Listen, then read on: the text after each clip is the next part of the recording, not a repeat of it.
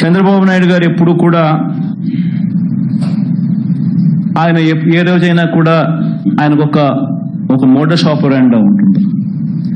ఆ మోడస్ ఆపరెండా అనేది ఏంటంటే వంచనకు తోడు ఒక గోబెల్స్ సిద్ధాంతం, గోబెల్స్ ప్రచారం.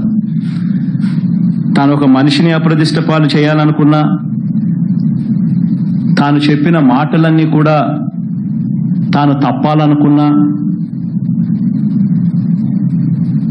ఒక మోడస్ ఆపరెండా అనేది తాను ఎప్పుడు కూడా ఫాలో అయ్యే కార్యక్రమం.